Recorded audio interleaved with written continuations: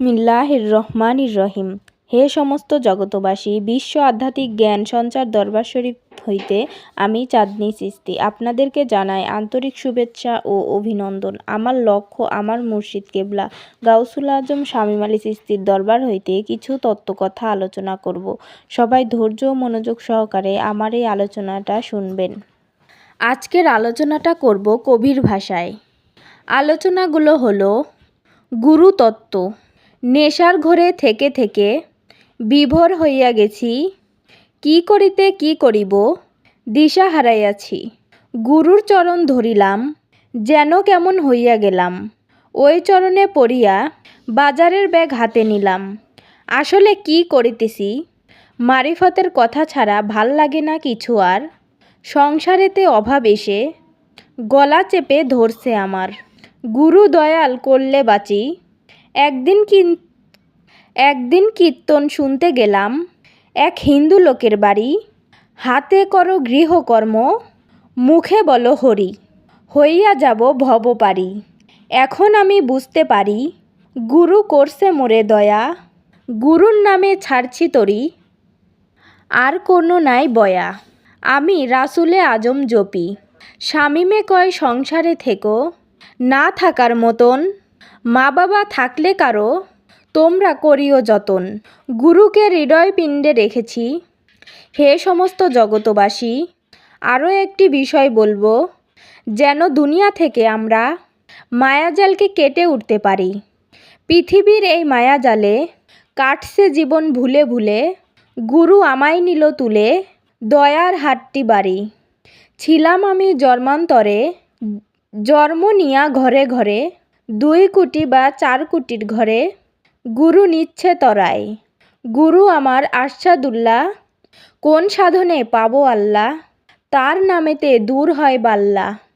দেখছি আমার 2 নয়নে, আল্লাহ হলো নিরাকার। গুরু আমার আকাশ সাকার।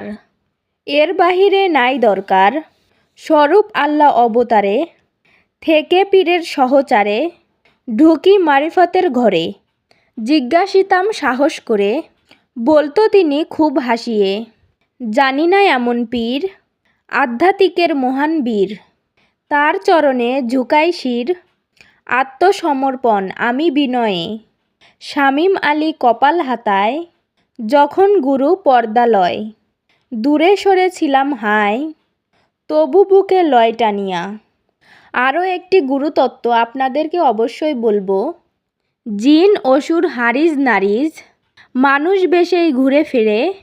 কই সালেহিন কই সিদ্দিকিন, মানুষ কোথায় পায় রে।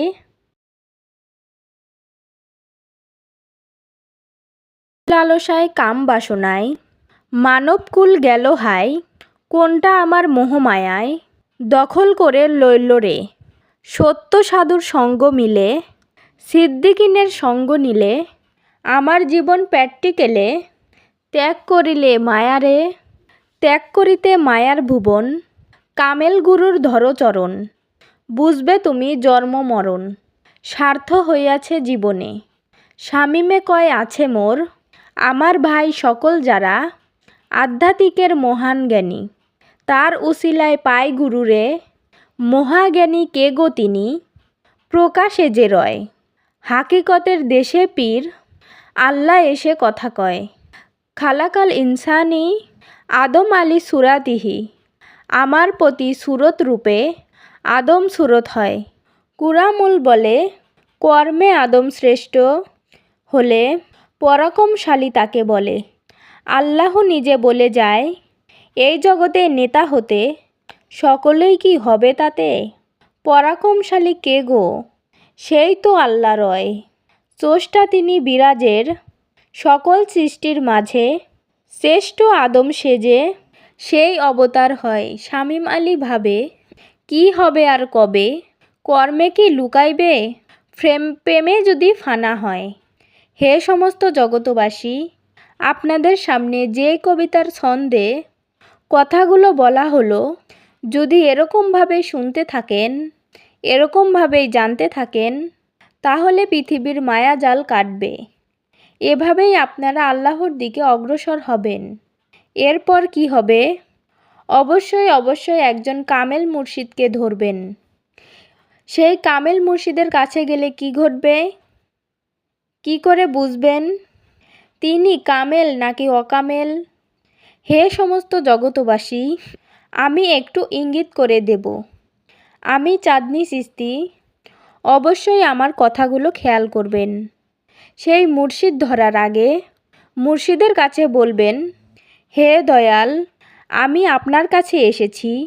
আমি যদি আপনার কাছে 3টা জিনিস পাই, তাহলে আমি আপনার কাছে বায়াত গ্রহণ করব। একটি বিষয় হলো, যেদিন বায়াত করা হবে সেই দিন বলা হবে আমার দেহ মাঝে কোথায় কালেমা ফিটিং করা আছে এবং আমার দেহ মাঝে কোথায় আল্লাহর পরিচয়পত্র আছে এবং আমার মধ্যে শয়তান বসে আমাকে কোথায় ধোঁকা দিচ্ছে। এই বিষয়গুলো যদি আমাকে দেখিয়ে দিতে পারে, তাহলে আমি আপনার কাছে বায়াত গ্রহণ করব। হে সমস্ত জগতবাসী, আজকের এই আলোচনা আপনাদের কাছে কেমন লাগলো? যদি ভালো লেগে থাকে অবশ্যই আমার এই চ্যানেলটি সাবস্ক্রাইব করে পাশে থাকবেন। সামনে আরও ভালো ভালো আলোচনা পেয়ে যাবেন। সর্বশেষ সকলের চরণে হাত রাখিয়া একটা কথাই বলতে চাই, আল্লাহ গোপনেরও গোপন। সেই গোপনকে পাইতে হলে অবশ্যই একজন কামেল মুর্শিদের কাছে যাইয়া বায়াত গ্রহণ করুন। বায়াত গ্রহণের মাধ্যমে আল্লাহকে লাভ করুন। সকলে সুস্থ থাকবেন, ভালো থাকবেন। আল্লাহ হাফেজ।